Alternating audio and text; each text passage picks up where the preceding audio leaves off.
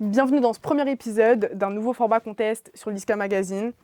Tu connais, c'est lourd, c'est nouveau.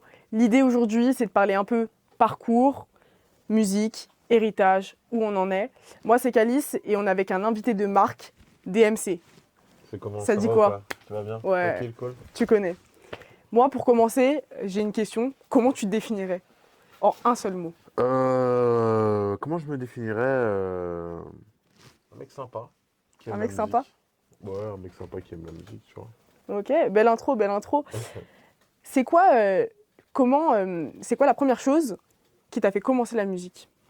Moi, en vrai, la première chose qui m'a fait commencer la musique, je suis né dans la musique, tu vois. Mhm. Ouais, c'est-à-dire que mon père était producteur de musique congolaise. Ok.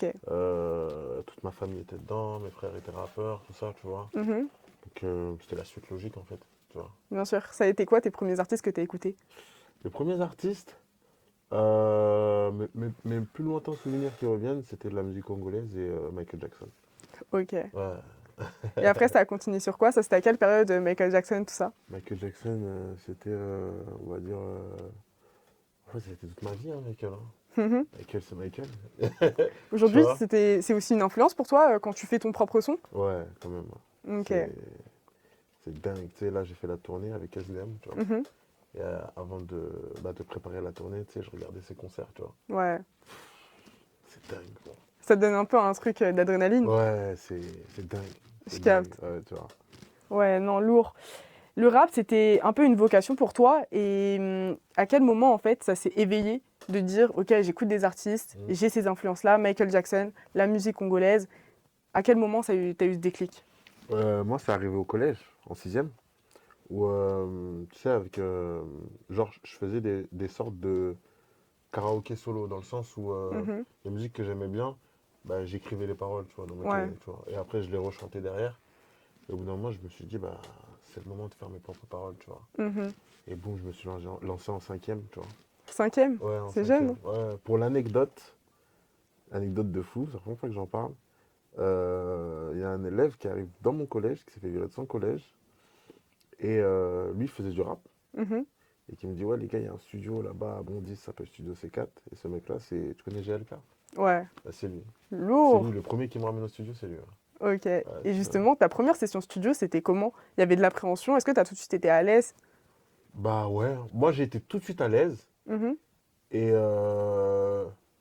en fait, tu sais, j'avais tellement rappé les textes des autres rappeurs qu'en fait, j'étais tout de suite à l'aise en fait derrière le micro, tu vois. J'avais juste à réciter mon texte en fait, Ouais. tu vois.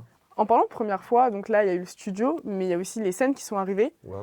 Ta première scène, c'était comment? Première scène, je pense comme tous les artistes, hein, c'était la fête du quartier, tu vois. Mhm. La fête du quartier, c'était dans mon quartier, tu Ouais. vois. Et à la base, c'était mon producteur qui faisait de la musique, mais c'était genre peut-être 10 12 ans avant qu'il me produise, hein. Mhm. Et il devait chanter sur scène. Il y a eu une grosse embrouille dans mon quartier, tu vois. Ouais. Et le mec, il est descendu de scène pour se battre. Et genre, il me dit, hé. Et il ne connaissait même pas mon nom. Petit, vas-y, chante à ma place. Ah, c'est ghetto quand même comme Ouais, première scène. T'es mais- pas préparé. T'es pas préparé à ça. petit. Et genre, pression, mais de fou. Jusqu'à j'avais mal au ventre et tout, tu vois. Et boum, je monte sur scène. Et c'est ma première scène. Ça a été quoi le son du coup de cette première scène? Tu t'en Les souviens? premiers sons que je te disais, hein, que Hmm. j'avais fait avec GLK et tout au studio à l'époque et tout, tu vois. C'est à l'ancienne hein, quand même. Ouais, quand même. Là, ça remonte à quelle année à peu près du coup? 2008, hein, peut-être. Ok. Ouais, 9, hein, ouais, 2008, 9, Oui, hein, j'étais un truc petite, hein. Ah, si, ça fait longtemps que je suis dedans. Mhm. Ça fait longtemps que je suis dedans, mais ça fait peu de temps que je me prends au sérieux, tu vois. Je vois ce que tu veux Euh, dire. Qu'est-ce qui t'a le plus forgé dans ton parcours rap? Est-ce qu'il y a eu une expérience qui t'a dit, ok, c'est cette voie-là, plus qu'une autre finalement? euh, la passion. La passion?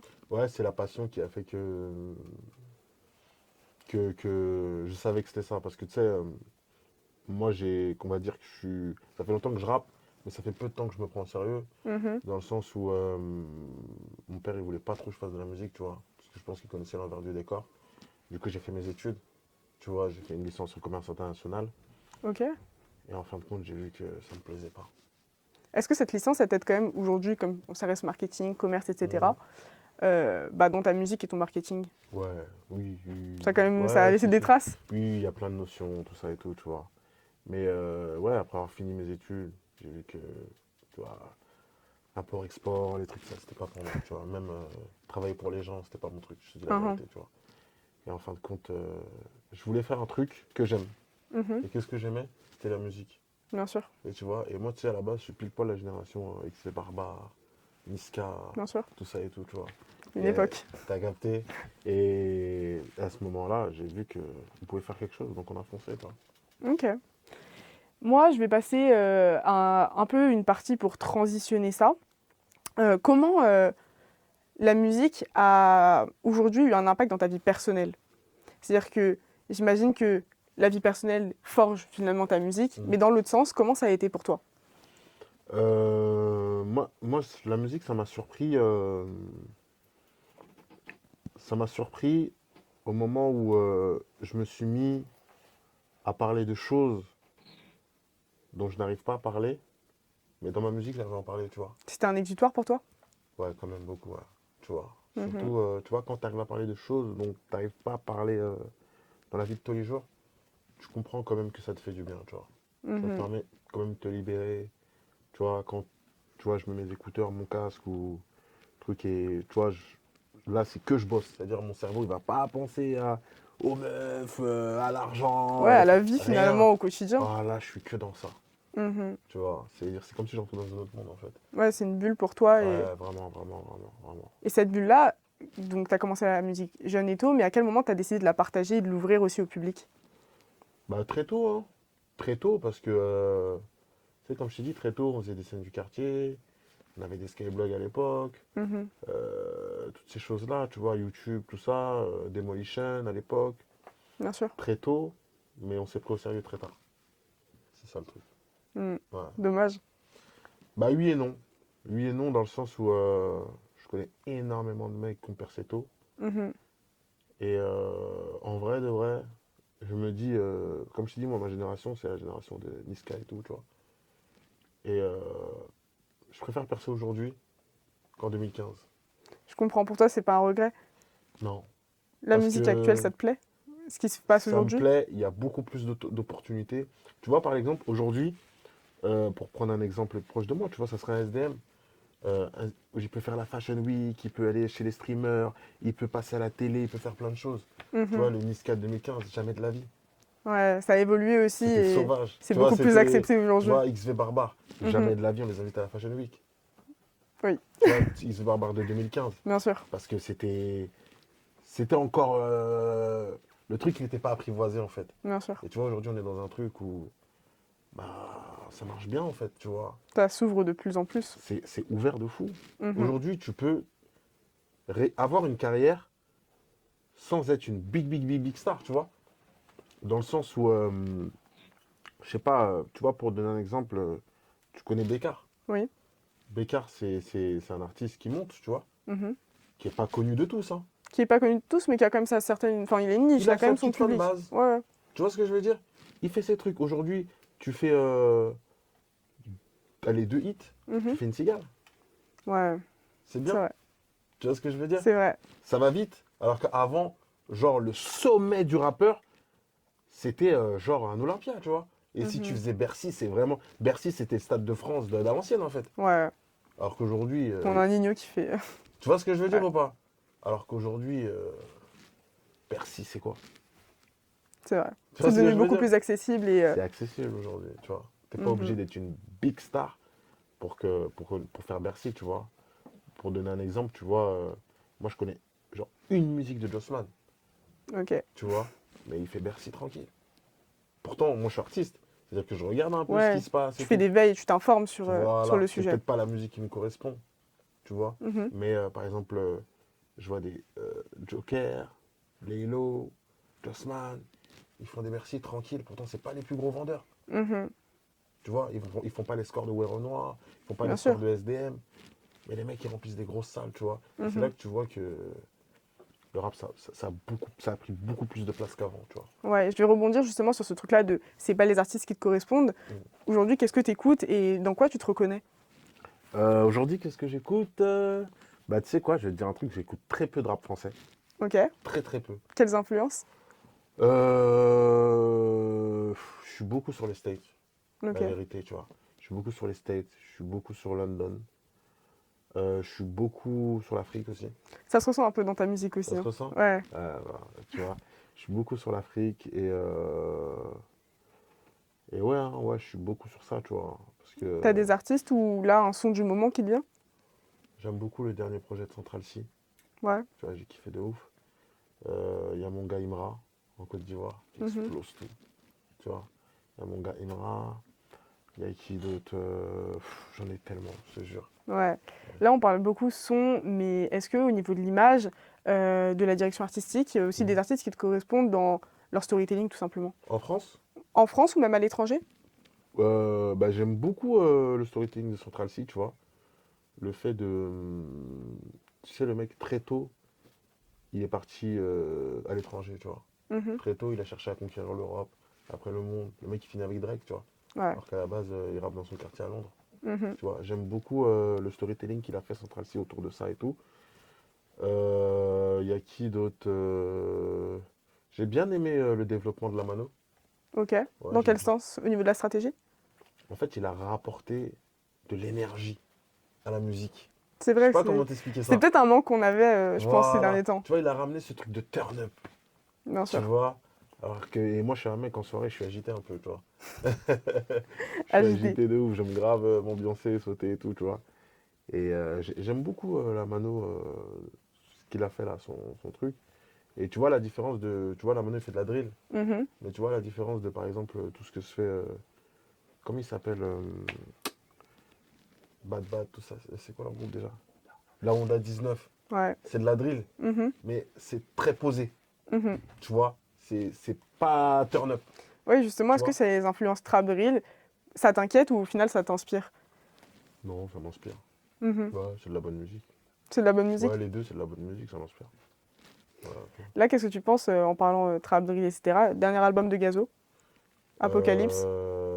La vérité, j'ai pas écouté. T'as pas écouté? Ouais. Ah, Tu sais, dommage. c'est quoi le problème avec les gros artistes? Ouais, C'est dis-moi. que j'aime pas écouter, surtout quand je vais en studio, parce qu'après, involontairement, tu t'en inspires. Je vois ce que tu veux dire. Tu vois ou pas? Ouais, je vois ce que tu veux dire. Dans le Et processus créatif, inconsciemment, ça peut voilà, rentrer. tu vois. Et en fait, c'est pas le moment.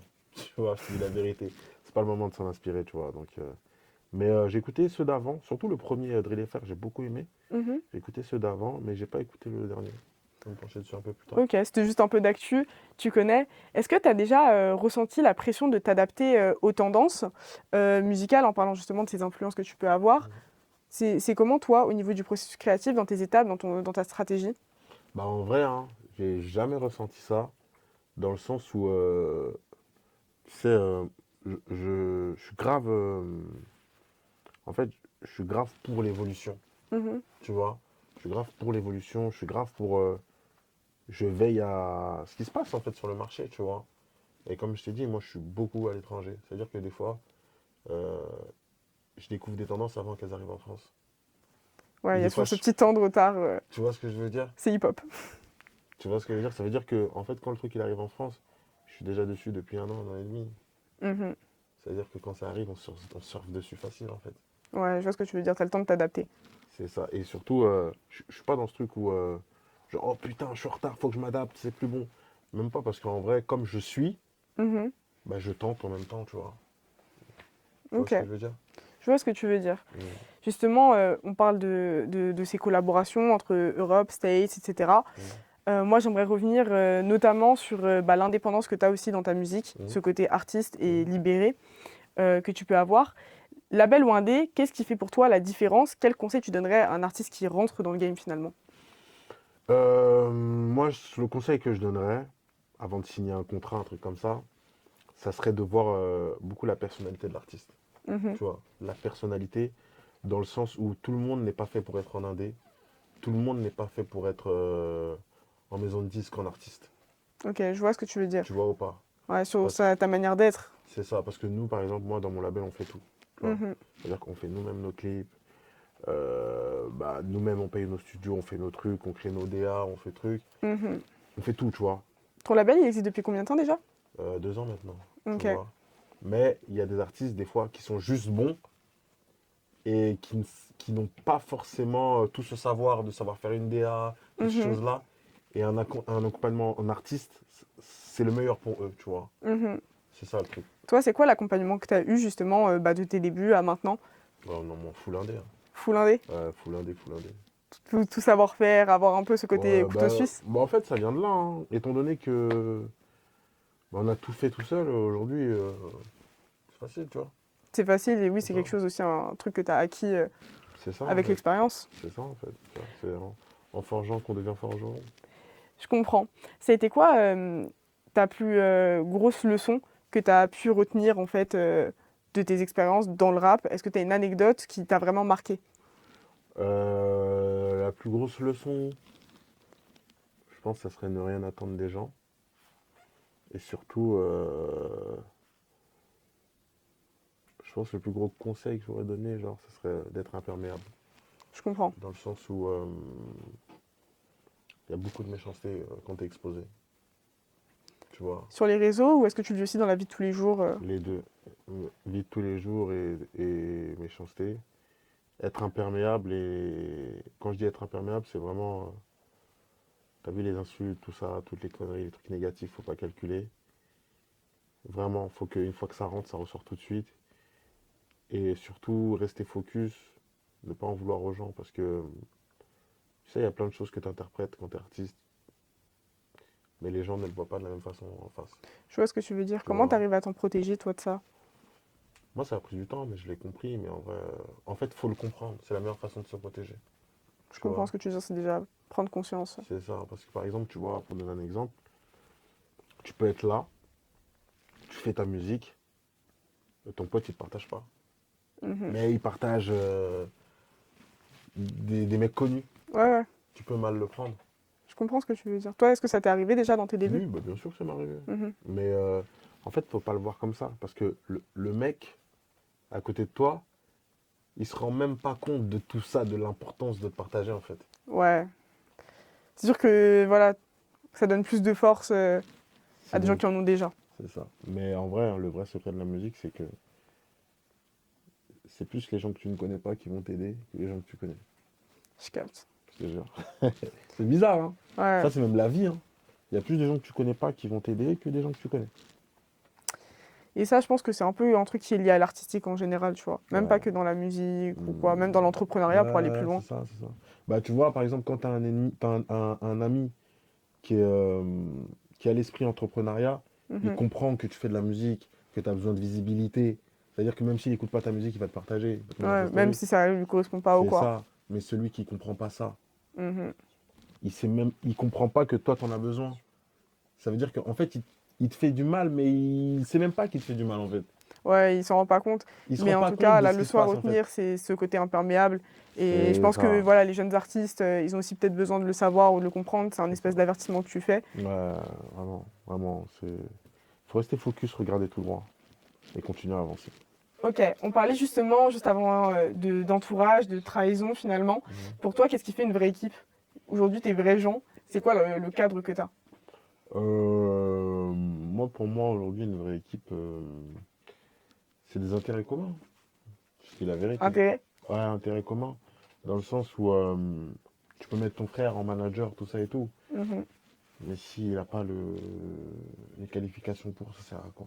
C'est une question de compétence. Tu vois ce que je veux dire ou pas? Autant mettre un mec que tu connais pas, mais qui va défendre tes intérêts pour de vrai, tu vois. C'est ça le truc. Mhm.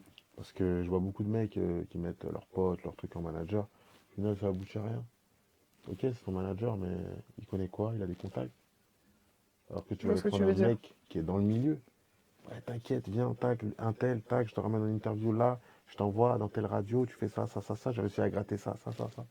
Tu vois ou pas? Et ça, c'est une grosse erreur que les gens font, tu vois. Toi, aujourd'hui, tu mélanges quand même perso un peu avec pro. Ouais, je mélange un peu perso avec pro, dans le sens où, bah, par exemple, moi j'ai des gars à moi dans mon équipe, mais c'est des gars qui ont décidé de, quand on est rentré dans cette aventure, qui ont fait des formations. Ok, je T'as capte. capté? On a Ils se payé des sont formations investis. et tout. Voilà. C'est pas, ils se sont inventés du jour au lendemain comme ça, tu vois. Mhm. C'est des gars qui ont fait des formations, c'est des gars qui on discute, qui jouent le jeu à fond, et voilà, tu vois. mélangé à des gars qui sont dans le milieu depuis un certain temps. Mhm. Et De là, voilà, forcément, ça va monter, échange ça monte d'infos, ensemble. voilà. Tu vois, volontaire pour avoir comment ça s'appelle, pour apprendre des nouvelles choses, tu vois. Ça a changé dans le positif pour du coup ces personnes-là. Mm. Mais est-ce que tu as aussi des proches à toi qui ont changé mais dans le négatif une fois que tu as eu du succès ou que ça a commencé à vraiment monter? Hmm, pas dans le négatif, tu vois, mais je me suis, ouais, on va dire, il y a une personne qui a été déçue de moi, du sens où, quand ça a commencé à monter, elle voulait rentrer dans l'aventure, tu vois. Mhm. Mais je lui explique que, t'as vu, il y a des gens qui sont à cette place avant que ça marche. Je comprends ce que tu veux dire. Je peux pas dire à ces gens-là, dégage et viens te mettre. Parce qu'elle est Surtout que, arrivée un peu tardivement. surtout que c'est des gens qui étaient là quand je n'avais rien, en fait. Mhm. Tu vois ce que je veux dire ou pas?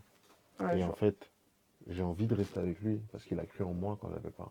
Et comme tu l'as dit juste avant, c'est des gens aussi qui se sont formés pour et qui ont investi leur temps et C'est ça, c'est des gens qui se sont investis, qui ont investi sur moi. Tu mhm. vois ce que je veux dire? Et je peux pas dégager ces gens-là pour toi parce que tu le voulais mais tu l'as pas fait. Mhm. C'est ça le truc, tu vois. Donc voilà, après avec le temps on a parlé avec la personne et la personne elle a compris, tu vois. C'est une personne qui est Mais toujours dans ta vie aujourd'hui, oui, malgré tout? bah, bien sûr. Quelqu'un que j'aime de tout mon cœur. Ok. Mais c'est important de se dire les choses aussi, tu vois, qu'il n'y ait pas d'incompris, des trucs comme ça et tout, tu vois. Mhm. C'est quoi le mindset qui t'a fait arriver justement à ce côté tout droit? Il faut avancer. Le mindset qui m'a fait arriver à ce côté tout droit, c'est en fait j'ai compris que dans la musique, c'est comment t'expliquer? En fait dans la musique, en faisant, tu te crées des opportunités. C'est en forgeant qu'on devient forgeron. Voilà, tu vois. Ça veut dire que toi tu le vois peut-être pas dès le début, Mhm. mais les gens voient en fait. Mhm. Tu Avec la vois? pratique, C'est ça, tu vois. Et tu vois, par exemple, aujourd'hui, si tu m'invitais à ton média, c'est parce que tu as vu que j'étais actif et qu'il se passait des choses, il se passait bien des sûr. belles choses pour moi. Mais Mhm. si je serais resté dans mon coin et que j'aurais pas sorti mes clips, et leur dit, ouais, j'ai du talent, on va venir me chercher un jour. Mhm. Ils seraient pas venus me chercher. Mhm. Tu vois ce que je veux dire ou pas? Mais carrément, anecdote de fou, parce que moi j'avais entendu ton blast déjà une première fois, tu connais, je Mhm. suis un peu, moi Audimat, j'écoute, tout ça, Mhm. nanana. Dans la même semaine, je me dis, ouais, j'aimerais bien faire une interview, comment on va Mhm. le contacter, ta, ta, ta. Mhm. J'en parle à un pote à moi, je dis, bon, bah ça y est, on va faire l'interview et tout. Mhm. Et Mhm. ce pote-là, en plus, tu le connais. Et il me dit quoi? Il me dit, ouais, j'étais avec lui, j'ai fait la tournée avec SDM, tout ça, j'ai fait une date à Lille, je l'ai pris en photo. Bah, Jalil. Ah, tu connais Jalil? Et bah, écoute, je suis sa manager. Donc, Non! archi drôle, pendant vraiment genre une semaine, le temps où j'ai commencé à me dire, on va faire l'interview, au moment où ça s'est confirmé après, Euh. j'ai fait que entendre ton place dans différents domaines. Donc, Bah, t'as tu capté connais, mais productivité, partout. tout ça, Ouais, partout, c'est hein. ça, mais c'est ça, c'est ça, c'est ça.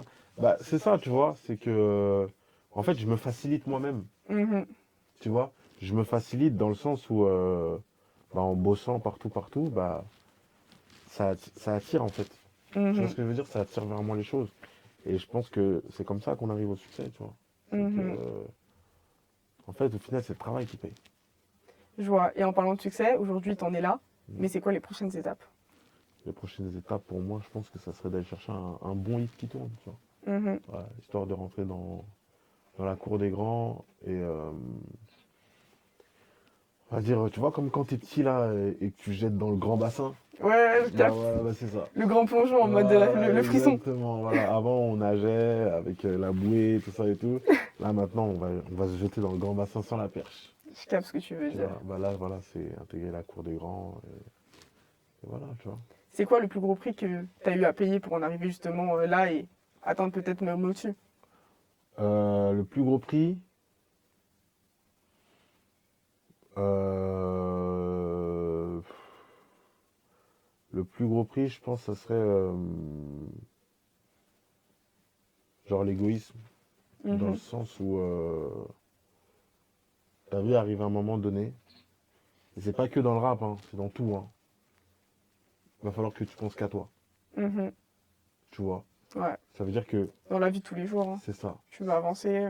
c'est ça. Ça veut dire que ton pote qui est à côté de toi, qui fait du rap, mais juste pour aller au studio et fumer des joints, t'es bien gentil, mais tu vois ce que je veux dire ou pas? T'as eu cette étape, à quel moment de dire, bon, il y a un mauvais entourage pour tes projets Bah là, il et n'y a pas t'en écarter? longtemps, il y a pas longtemps, tu vois, parce que plus le temps passe, même je suis dedans, on va dire, tu vois, parce que plus le temps passe, plus je dois me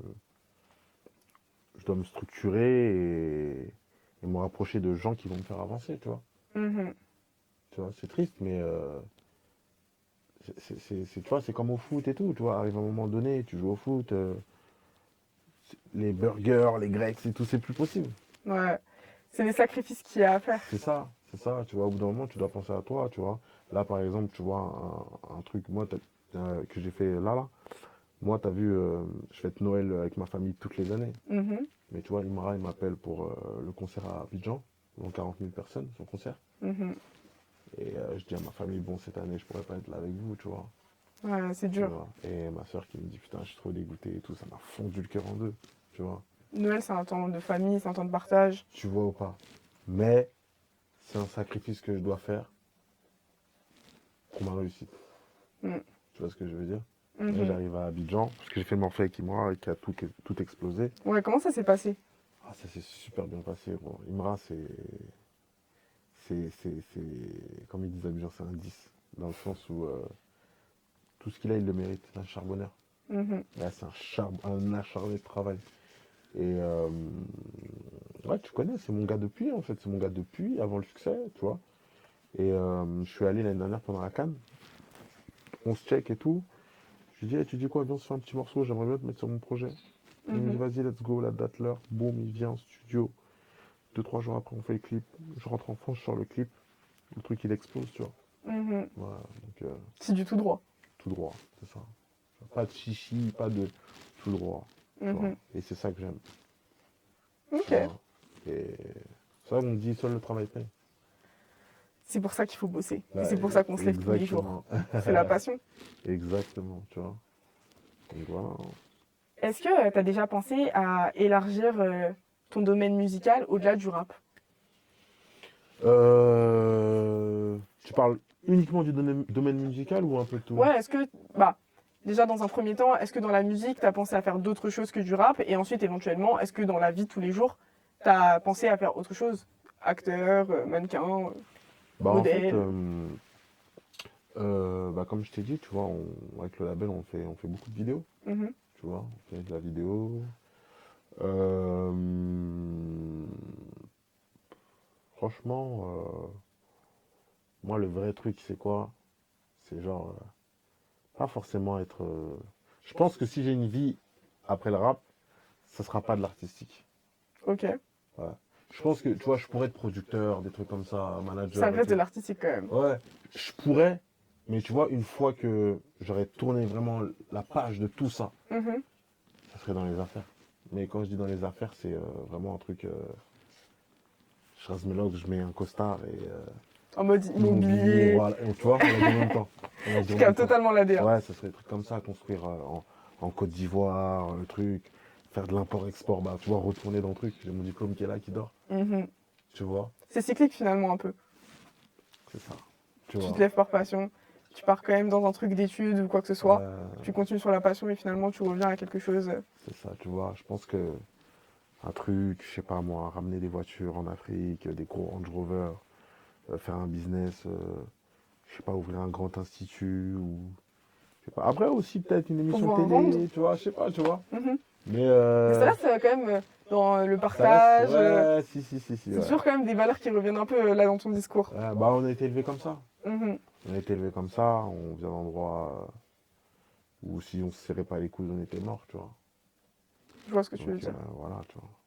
Justement sur ces valeurs que tu as, est-ce que tu as deux, trois valeurs qui te viennent en tête qui toi te définissent aujourd'hui? Qu'est-ce qu'un proche pourrait dire? Amour, respect, loyauté. C'est le nom de ma mixtape qui est sortie en août de l'année dernière. Ok. Ces trois principes, c'est non négociable. C'est comme ça que c'est venu. C'est non négociable. Amour, respect, loyauté. Mais du coup, sur cet idéal que tu as de pouvoir rendre, que ce soit par le partage, plateau télé ou quoi, est-ce que tu aurais quand même des regrets à partir et à quitter ce milieu-là, ou est-ce que vraiment tu es une personne qui va te dire du tout au tout, du jour au lendemain, ça y est, j'ai fait ce que j'ai à faire, c'est bon, on peut quitter et Tout dépend de je le quitte à quel moment. Mhm. Si je Dans le, ta carrière? si je le quitte et que j'ai fait un Stade de France et que j'ai 50 disques de platine, ouais. Tu vois ce que je veux dire? Forcément. Si je pars comme Lionel Messi, ouais. Mais si je pars et qu'il y a un sentiment d'inachevé et tout ça et tout, je pense que ouais. Je pense que tu vois, si j'ai ce sentiment d'inachevé, là je partirai sur